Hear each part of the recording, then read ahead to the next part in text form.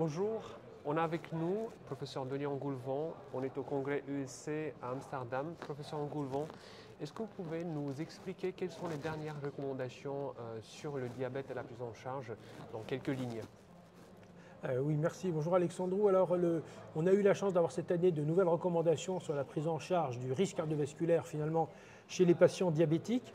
Les dernières dataient d'il y a 4 ans et avaient déjà fait la part belle, je dirais, à une nouvelle prise en charge basée sur le risque et non plus sur la glycémie uniquement. Et là, cette année, on va un petit peu plus loin avec l'arrivée notamment d'un score pour évaluer le risque chez les patients diabétiques en prévention primaire. Puisqu'on savait que les diabétiques sont à sur-risque par rapport aux non-diabétiques, ça c'est pas nouveau.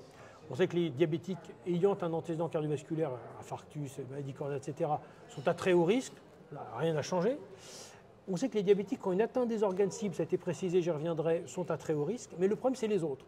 Ceux qui n'ont pas d'atteinte d'organes cibles, ceux qui n'ont pas fait d'infarctus, qui sont donc en prévention primaire, que nous, cardiologues, on ne voit pas forcément, mais que les autres médecins doivent être capables de nous adresser s'il faut, comment qualifier leur risque. Et donc on a maintenant un score de risque qui est le score 2 diabète. Alors c'est tiré du score 2 dont nous disposons depuis 2021, qui est le score d'évaluation du risque de l'ESC.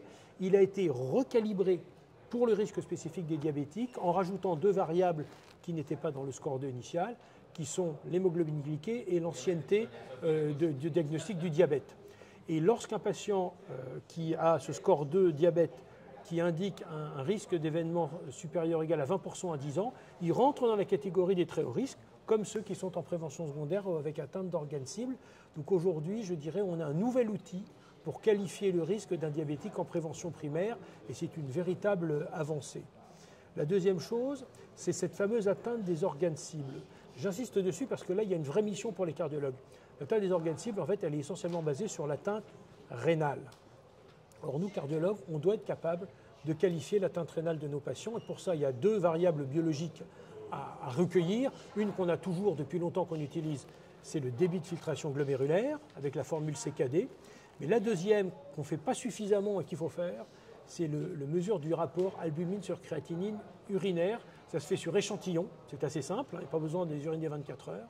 Et donc vous avez un tableau qui vous montre qu'un patient qui a un DFG inférieur à 45, il est à très haut risque.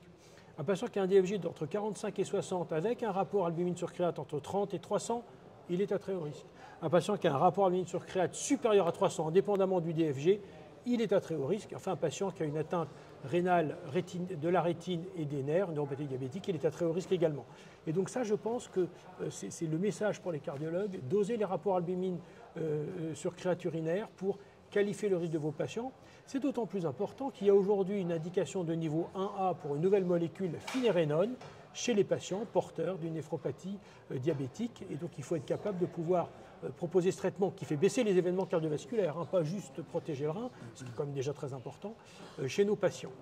Donc voilà, je dirais en substance, à mon avis, le gros message pour les cardiologues des recommandations 2023 sur le diabète.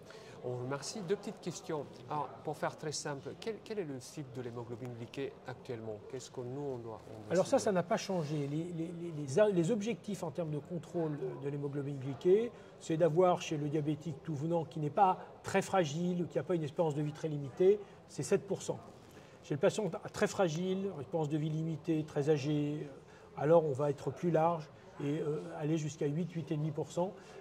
Mais ça, je dirais qu'on commence à rentrer dans un cas de patient diabétique qui relève peut-être plus tout à fait seulement de l'expertise du cardiologue pour son diabète. Puis, vous avez mentionné ce score de risque, donc il s'applique aux patients en prévention primaire. Oui. Bien évidemment que s'il y a beaucoup plus de facteurs de risque, il faut s'adresser, il faut traiter les facteurs de risque. Mais pour le suivi cardiovasculaire de ces patients, en pratique, qu'est-ce qu'on peut faire? Qu'est-ce qu'on peut proposer? Est-ce que ça change nos habitudes? Par exemple, un patient à très haut risque pour le diabète, est-ce que concernant le suivi cardiologique, est-ce que ça doit changer nos habitudes? Alors effectivement, le patient qui est à très haut risque, en termes de suivi cardiologique, il y a probablement déjà lui mettre en place un suivi cardiologique parce que je ne vois pas suivre, nous cardiologues, tous les diabétiques en prévention primaire, il y en a quand même beaucoup, on ne sera pas assez nombreux. Donc celui qui est à très haut risque, à mon avis, déjà il doit voir un cardiologue en consultation, ce qu'il faut qu'il ait, donc il faudrait qu'il ait été screené, sélectionné avant par le diabétologue ou le médecin généraliste, qui sont souvent quand même les premiers à suivre ces patients. Et puis, il va falloir surtout lui mettre les traitements qui réduisent le risque cardiovasculaire, et ça a été rappelé. Les patients en prévention secondaire, il faut qu'ils aient les inhibiteurs du SGLT2, les agonistes du GLP1. Mais ceux qui sont à très haut risque, même s'ils n'ont pas fait d'événements cardiovasculaires, on va commencer aussi à mettre ces molécules-là en priorité pour faire baisser leur risque. Bien noté. On vous remercie, professeur Engoulevent. À bientôt. Merci.